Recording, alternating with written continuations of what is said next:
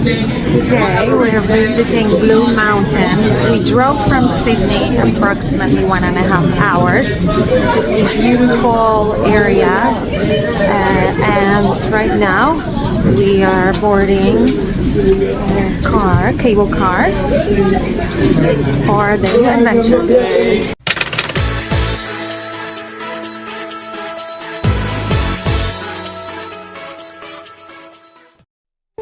In order to visit Blue Mountains in Australia, you want to head out to the scenic world. Blue Mountains is located west of Sydney, and it is massive World Heritage listed area known for breathtaking vistas and unique natural phenomena. Blue Mountain's name comes from the striking bluish haze that hovers over the mountains. The visual effect is an optical phenomenon caused by the scattering of light rays by dust and fine oil droplets released by the area's vast eucalyptus forests. First, I took Scenic Skyway to get to the Scenic World Center, and from there I'm taking Scenic Cableway to admire panoramic views of the Jamieson Valley. In the distance you can see right now the most famous rock formation here called the Three Sisters: Mehini, Wilma and Gunedu.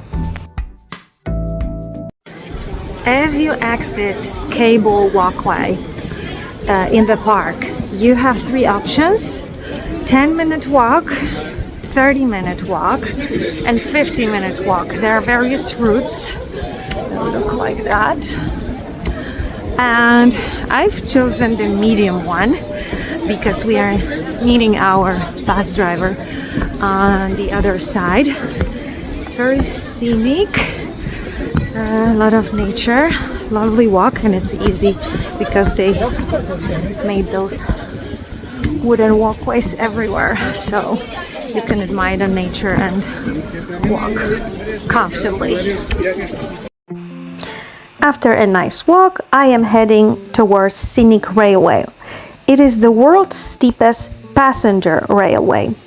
It has 52 degrees incline, and it was originally built for a coal mine.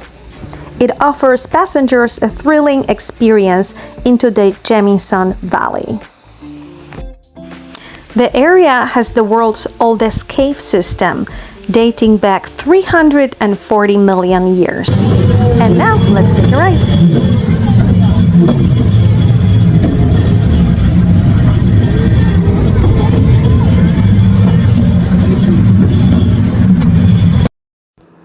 The excursion to the Blue Mountains had one more fantastic highlight. When coming back to Sydney, we were all taken to a ferry and we had a wonderful harbor ride. And the timing was just ideal as it was right around the sunset hour. You could admire the harbor, the boats, beautiful homes in its full beauty of the golden hour.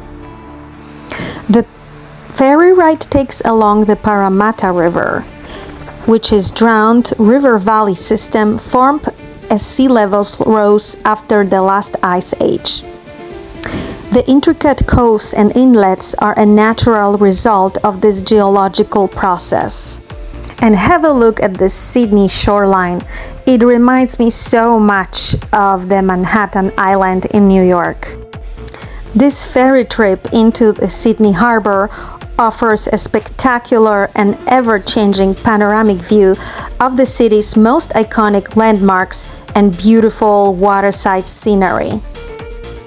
I explored the city from various sides, and I must admit these were the most breathtaking views and absolutely wonderful place to take gorgeous photos and videos of Sydney.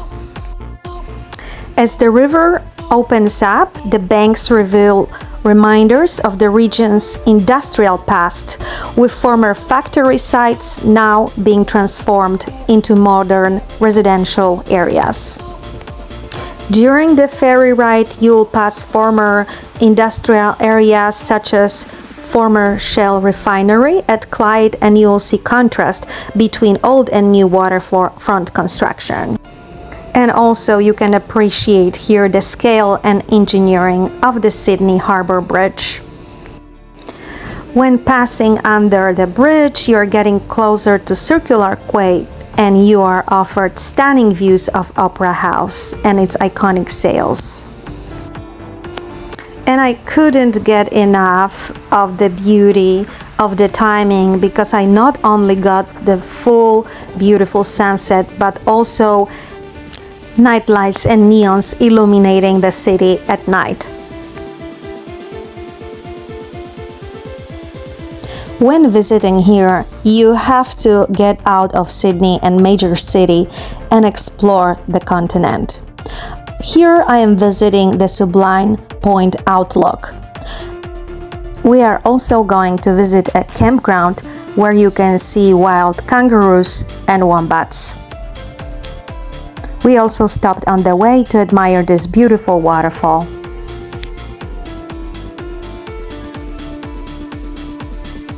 To move them together, and that's due to the tendons in their legs, which act like springs, which give them their movement, their hop motion, but also makes it a very energy efficient way of traveling. So these guys can hop or bound 30 feet in one jump. They can also jump about as high as an NBA basketball hoop, which is about 10 feet high, and their top speed is roughly 40 miles an hour. So when they're humming along, hopping around, that's what they'll be hitting their speeds of. And these guys can move, 200. Just on the left, guys, just quickly, there's a redneck wallaby just hanging out there. That's pretty cool to see. Don't always see that. Yeah, there's a country bumpkin. And let's get down to the most interesting and key facts about Australia. It has approximately 26 million people, and 90% of the population lives around the coastline of Australia. It is the only nation that governs an entire continent. It is roughly the same size as the continental United States, but with a population smaller than the state of Texas. Because the continent is so isolated, 90% of animals are endemic. It means that animals like kangaroos, koalas, platypus, and wombats are found in the wild nowhere else on Earth, only here. It is also home to 21 of the world's most venomous snakes. For example, taipan snake venom is so potent that one bite could kill over 100 people. Australia has the oldest continuous culture on Earth. Aboriginal people have been living on the continent for over 65,000 years. This is tens of thousands of years longer than the ancient Egyptians or the Vikings. In the center of the continent, you will find an ancient monolith, Uluru, formerly known as Ayers Rock. It is a massive sandstone monolith that is sacred to the Aboriginal people. A vast, sparsely populated interior of Australia is called the Outback. The Commonwealth of Australia was a British colony. In 1788, the British established a penal colony in Sydney, sending more than 160,000 convicts to Australia over the next 80 years. Australia's first police force was even made up of its best behaved convicts. And here I am visiting a campground where you can see wild wombats and kangaroos. I must admit, it was absolutely a thrilling experience to see them in the wild. You just can't leave Australia without seeing kangaroos. Thank you for watching, and subscribe for more of my travel adventures.